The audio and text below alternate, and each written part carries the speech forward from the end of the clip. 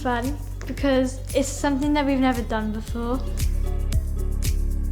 I think it's a good experience for people thinking about going into the creative industry. Some kids have special needs. I just happen to be one of them, and it can be really hard. You can get scared by lots of stuff and noises can scare you.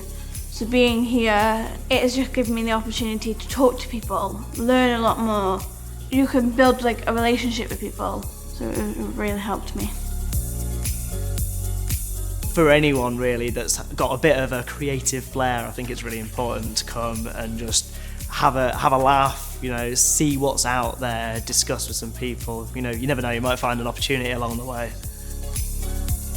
I think it's a wonderful experience to meet other people and have such a good time here because everyone is so kind, and it's a really, really wonderful day here. I love that, so I recommend it.